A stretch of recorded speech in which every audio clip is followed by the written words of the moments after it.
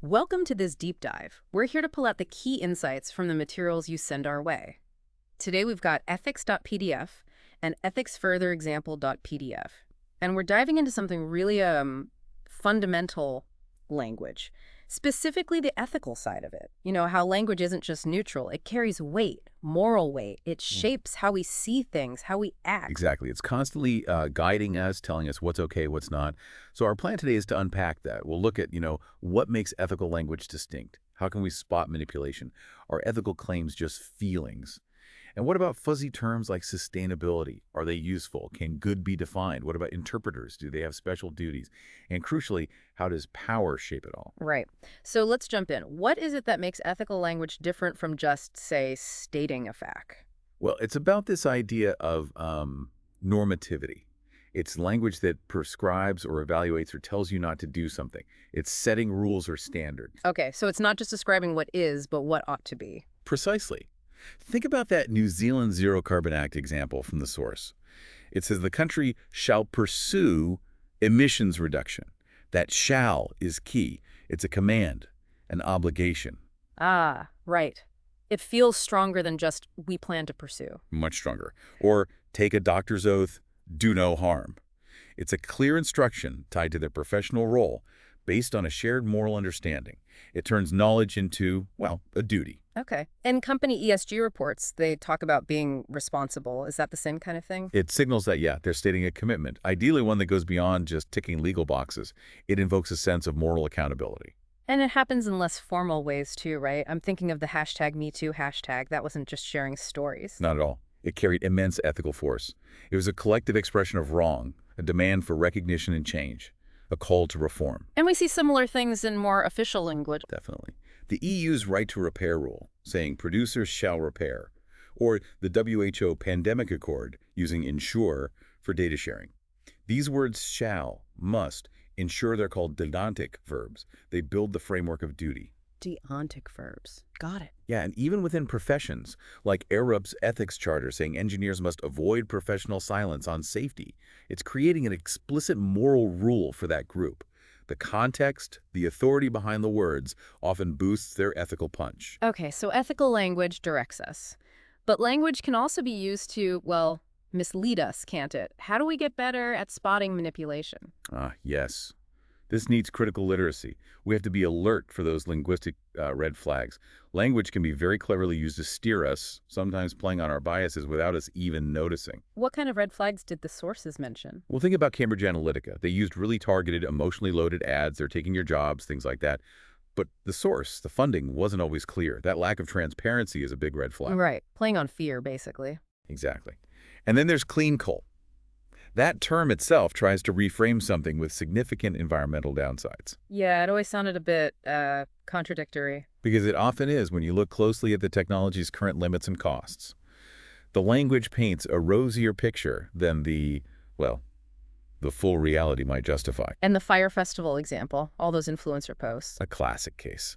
The missing hashtag disclosure was a crucial omission.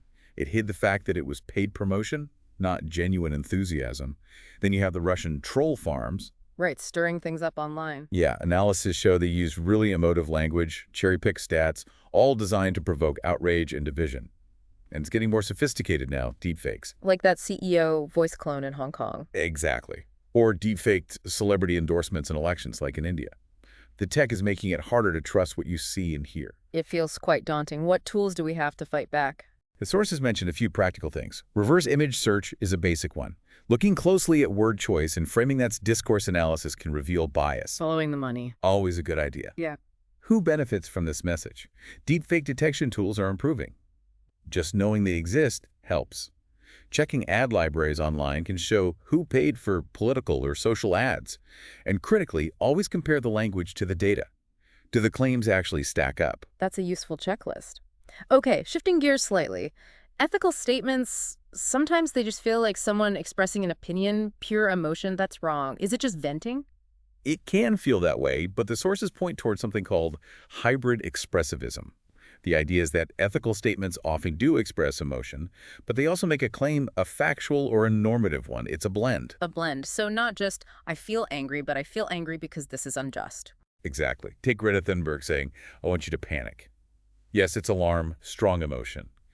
But it's also asserting a moral claim about the climate crisis, about intergenerational justice, about the need for urgent action. The feeling backs up the claim.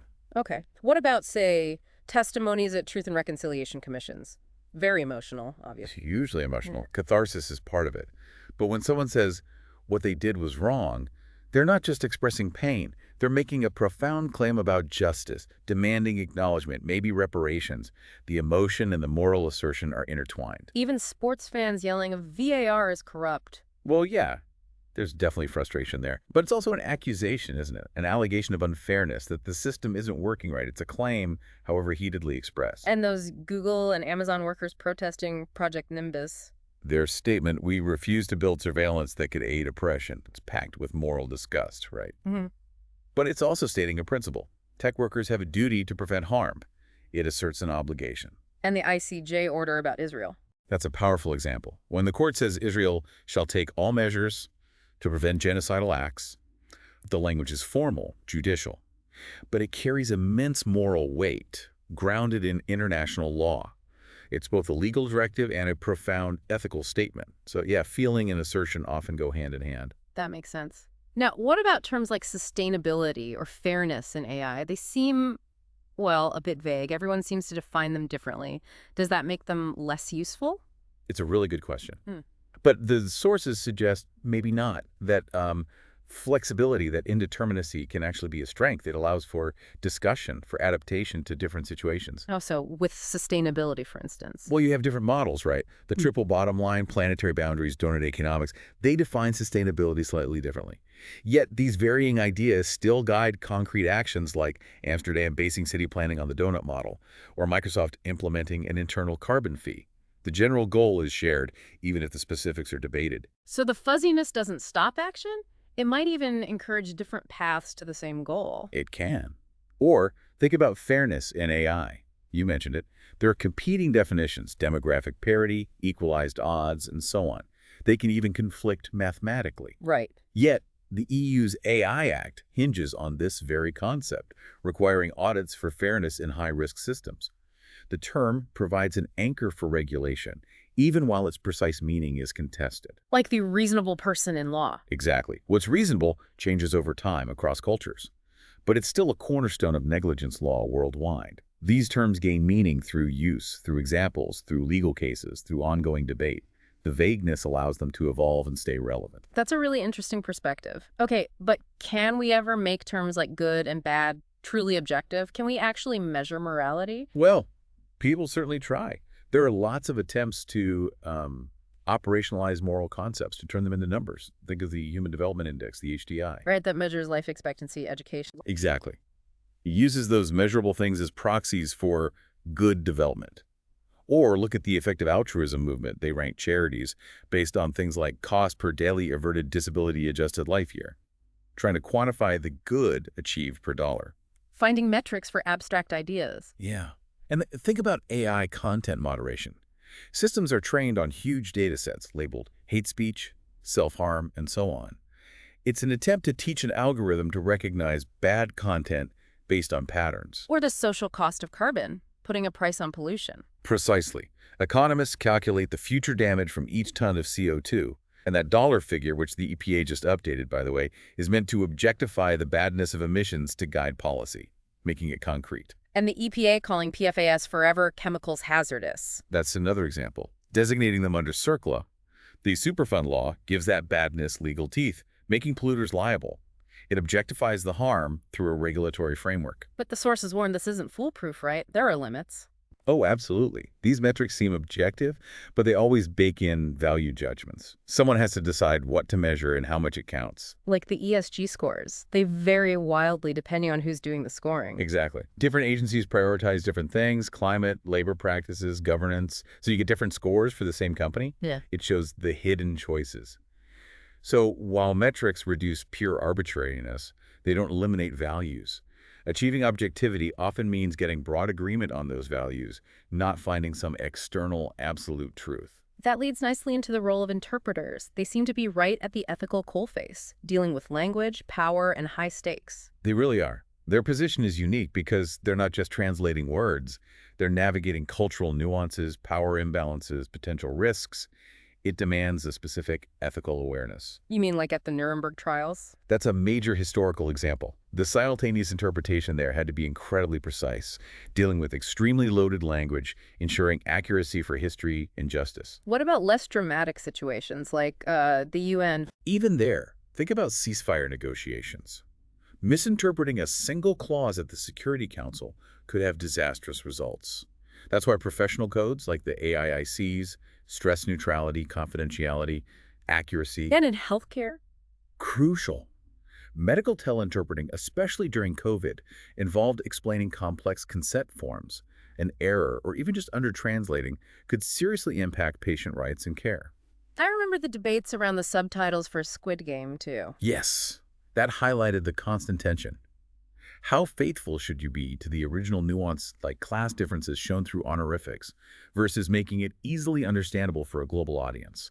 Something often gets lost. And in conflict zones, like the tribunal for Russian aggression. An incredibly difficult task, translating raw, often brutal battlefield slang into precise legal terms for a court without sanitizing the reality or losing the impact. It requires immense skill and ethical judgment. So technology like AI translation won't solve this, like the plans for the Paris Olympics. Well, they're planning to use handheld AI interpreters, but significantly, they need human safety pilots, especially for sensitive topics like medicine or doping. It acknowledges the current limits and risks of relying solely on AI. And look at the UK interpreters who walked out protesting underqualified replacements. They know that standards matter, that ethics in practice is vital. So professional codes are really important here. Absolutely. Codes from bodies like AIC or the NRPSI in the UK add mandate impartiality, confidentiality, competence, ongoing training, and crucially the right to refuse assignments that are unethical or beyond their competence. Okay, last big area. How do power dynamics and societal values influence which language gets used, which gets accepted, maybe even which gets banned? This is so important. Language is never really power neutral. Who gets to define terms? Who gets to set the agenda for conversation that has real-world consequences? Like the example from Argentina, banning gender-neutral language. Exactly. The government framed it as fighting a political ideology, using its power to restrict certain linguistic forms in official settings. It's a direct attempt to control language based on a specific value system. And it's not just governments, right? Tech has biases too. For sure. We saw the examples of algorithms potentially downranking resumes written in African-American vernacular English or suggesting harsher sentences based on language patterns. These systems learn from data that reflects existing societal biases, and they can end up amplifying them. Power encoded in algorithms. Even how terms become mainstream, like forever chemicals. That's a fascinating example of language evolution linked to values and power. It started in activist blogs, NGOs raising the alarm. Then, through advocacy and media attention, it migrated into scientific papers, regulatory language like the EPA designation we mentioned, and finally, everyday news. The emotionally resonant, value-laden term shaped how we understand and regulate those substances. So who controls the language? Politicians, tech designers, activists, media really matters for recognition, resources, and rights. Okay, this has been incredibly illuminating. If we were to boil down the key takeaways from this deep dive into ethical language. I'd say first, ethical language uses specific grammar, like those deontic verbs, to set duties. Second, it can definitely be used to manipulate, subtly or overtly, so critical awareness is key. Third, it's often a blend emotion mixed with claims about facts or norms. Fourth, that fuzziness in terms isn't always bad. It can allow for productive debate and adaptation. Right. Fifth, trying to measure good and bad with metrics is helpful, but it always involves value choices about what counts.